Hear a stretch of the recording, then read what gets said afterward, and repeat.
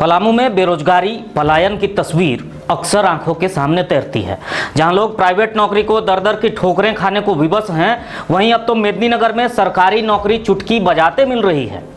चौंकिए नहीं, पलामू के हर चौक चौराहे पर खुलेआम ये दावा किया जा रहा है, शिक्षा के मंदिर की तुलना दुकान से और शिक्षकों को दुकानदार की संज्ञा से नवाजा जा रहा है। और यह कोई अनपढ़ अज्ञानी नहीं, बल्कि एक प्रतिष्ठित संस्थान के निदेशक के वायरल हो रहे वीडियो में नजर आ रहा है।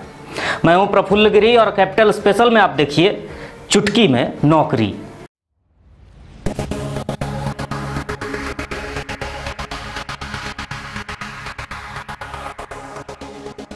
अब तो लग रहा है कि पलामू में बेरोजगारी ही खत्म हो जाएगी। अब तो नौकरी पाने के लिए तैयारी करने की ही नहीं है जरूरत। अब तो निजी ही नहीं, सरकारी नौकरी भी थोड़े ही इंतजार पर चुटकी बजाते मिल जाएगी। इसे मजाक ना समझिए, ये दावा पलामू जिला मुख्यालय के चौक चौराहों पर खुलेआम होर्डिंग पर प्रचारित होते दिखाई पड़ जाएगी। जिसकी पड़ताल कैपिटल न्यूज ने की तो पाया कि दावा तो पढ़ाने का या डिग्री पाने का नहीं, बल्कि सीधे नौकरी पॉकेट से निकालकर हाथ में दे देने सरीखे है। मेन फोकस पॉइंट है आपको गवर्नमेंट जॉब दिलवाना। जितने बच्चे यहाँ पे आए उसमें से 80 to 90% लोगों का हम लोग सिलेक्शन दिए हैं यहाँ से। हमारे पास सबसे जो मेन फोकस पॉइंट होगा, आपको गवर्नमेंट जॉब में सिलेक्शन करवाना है।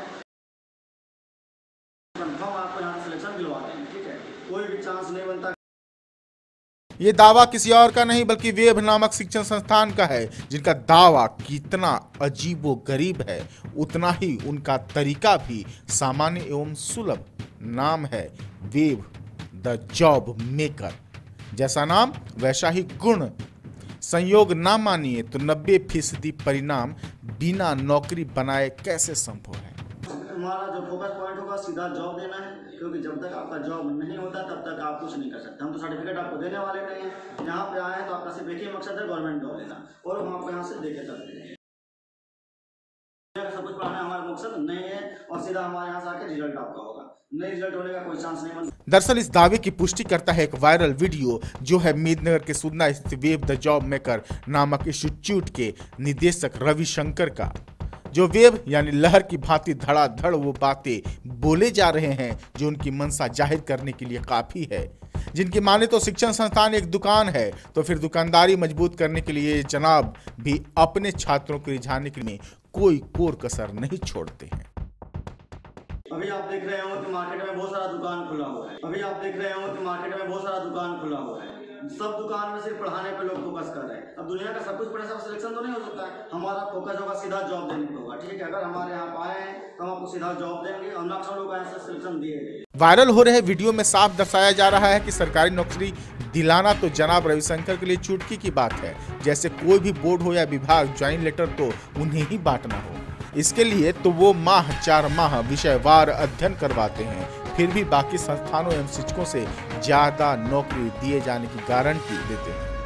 हमारे पास सबसे जो मेन फोकस पॉइंट होगा, आपको गवर्नमेंट जॉब में सिलेक्शन करवाना है। और अभी तो आप देख सकते हैं SSC GD का रिजल्ट आया हो, NTPC का जो एग्जाम हो रहा हो, इससे पहले जो झारखंड दरोगा का रिजल्ट आया हो, मैक्सिमम एग्जाम में हम लोग का 90% 80% सिलेक्शन हुआ है। सब कुछ पढ़ाना हमारा मकसद नहीं है, और सीधा हमारे यहाँ से आके रिजल्ट आपका होगा। नहीं रिजल्ट होने का कोई चांस नहीं बनता। वैसे संस्थानों को अविलंब जिला प्रशासन को उस पर कार्रवाई करके और अविलंब बंद किया जाए। यहाँ के पलामू के छात्रों में वह प्रतिभा है कि वो अपने प्रतिभा के बल पर नौकरी ले सकते हैं। मैं जिला प्रशासन से अनुरोध करता हूँ कि भ्रामक विज्ञापन देने वाले लोगों के ऊपर कार्रवाई होनी चाहिए। इस तरह की जो खबरें छात्रों तक पहुँचाई जा रही है, इसकी जाँच होनी चाहिए, और यदि इसकी पुष्टि होती है तो वैसे लोगों पर कार्रवाई होनी चाहिए। ऐसे लोगों को कभी छोड़ा भी नहीं जा सकता है। पलामू के युवा मेहनती हैं, संघर्षशील हैं, शिक्षा के क्षेत्र में अपना नाम रोशन कर रहे हैं। आप देखिएगा कि यहाँ के राजनीतिक क्षेत्र में भी, चाहे विज्ञान के क्षेत्र में हो, अधिकारी के क्षेत्र में हो, कई युवाओं ने अपने नाम का परचम फहरा चुका है। तो ऐसे जो भी व्यक्ति कर रहे हैं वो अत्यंत ही निंदा का विषय है। उन पे त्वरित कार्रवाई के लिए हम लोग आगे शासन प्रशासन से ही बात करेंगे। पलामू के शिक्षाविद हो या पत्रकार, राजनेता हो या समाज सेवी, हर किसी के दिल में ये आग लगी है कि जिला मुख्यालय को ऐसा दाना डालने वालों से बचाने के लिए हर किसी को सजग एवं सचेत रहना जरूरी है। मेरा अनुरोध है कि आप परिश्रम पर विश्वास करिए, अपने प्रतिभा पर विश्वास करिए और रोज़गार के जहाँ भी अवसर मिलते हैं, चाहे वो सरकारी क्षेत्र हों या निजी क्षेत्र हों, आप वहाँ हाथ आजमाइए। अगर वहाँ आपको सफलता नहीं मिलती है तो स्वरोजगार की ओर आप बढ़िए, छोटे छोटे काम करिए।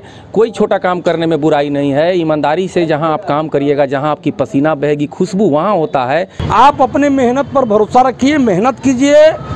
मेहनत का फल मीठा होता है, सफलता निश्चित तौर पर मिलेगी।